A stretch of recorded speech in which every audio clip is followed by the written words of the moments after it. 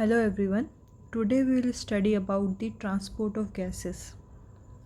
So the oxygen and CO2 are the two type of gases that are normally being exchanged between the alveoli and the atmosphere, and also in blood and the tissue part.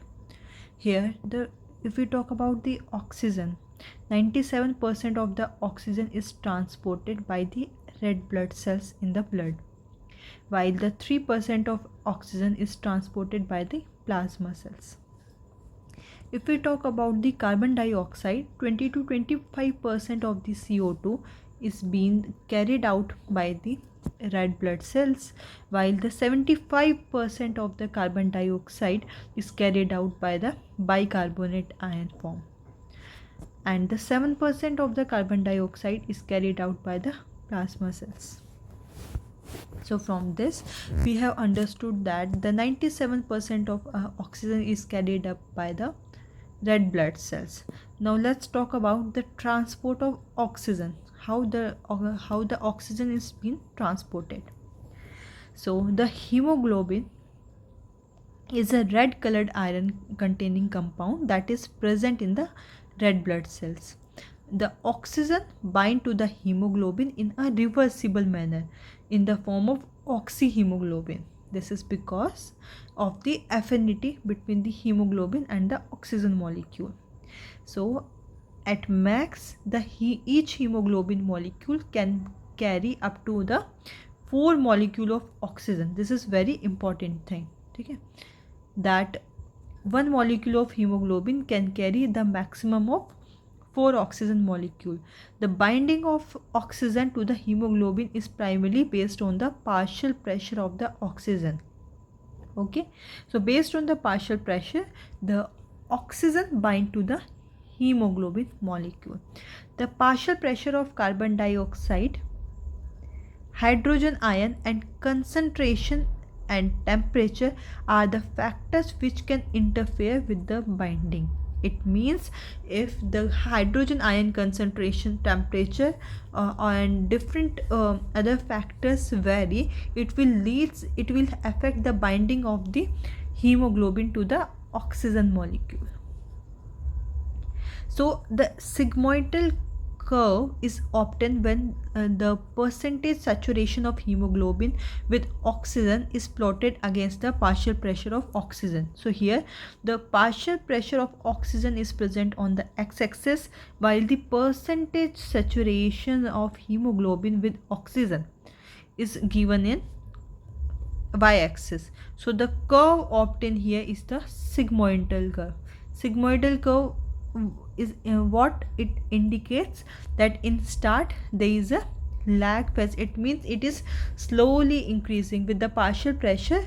The saturation of hemoglobin with oxygen is increasing.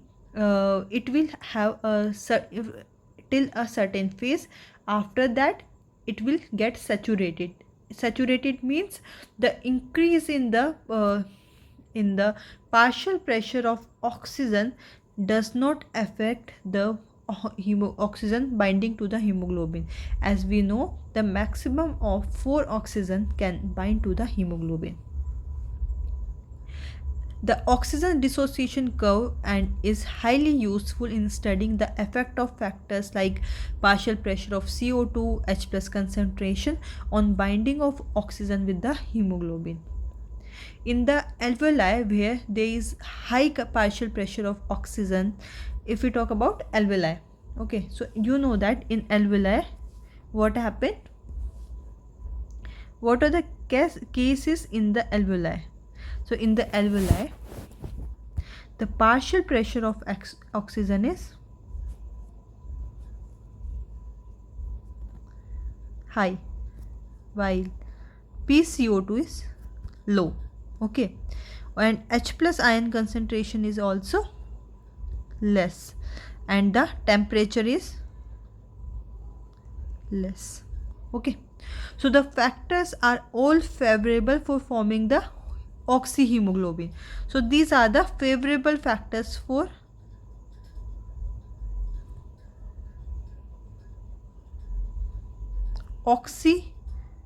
hemoglobin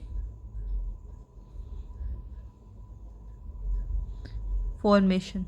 Okay, so these are the favorable factors for the oxyhemoglobin formation. What is the partial pressure of oxygen should be high, of the partial pressure of CO2 should be low, while the H plus ion and temperature should be low.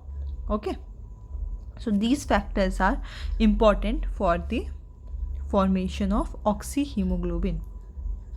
Whereas in the if we talk about tissue, the partial pressure of got decreased. Like this is the case of alveoli. Okay, if we talk about tissue, in tissue partial pressure of oxygen is less, PCO2 is high. Okay, so these are in the tissue, that high H plus ion concentration and the temperature. So H plus increases and temperature increases. So these are the factors.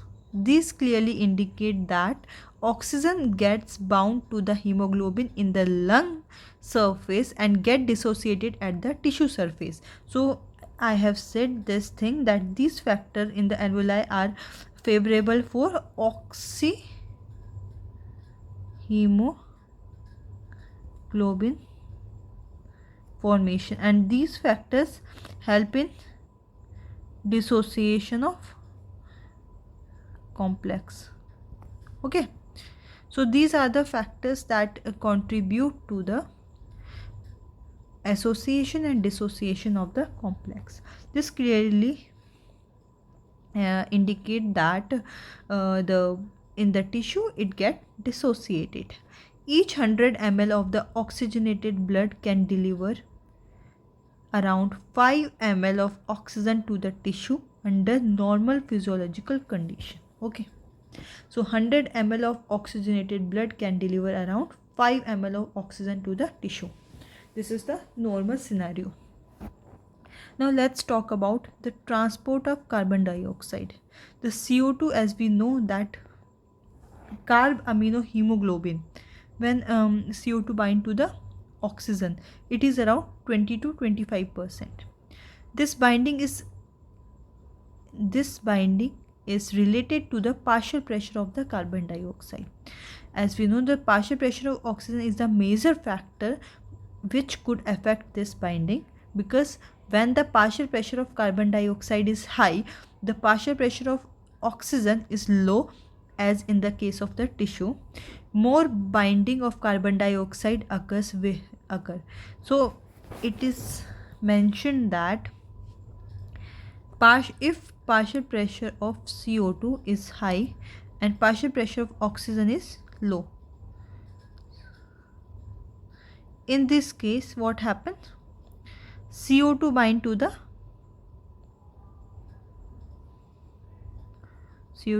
the hemoglobin more.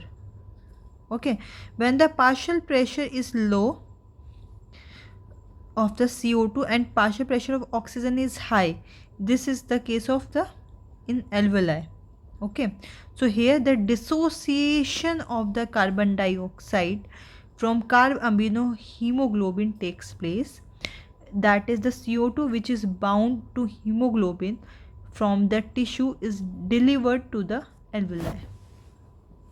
Okay, so here it is said that in the case of alveoli,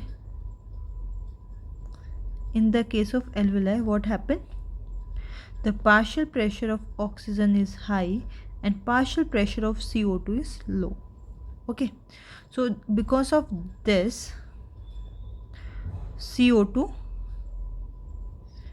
dissociate from hemoglobin. Okay, so it dissociate from the carb amino hemoglobin complex.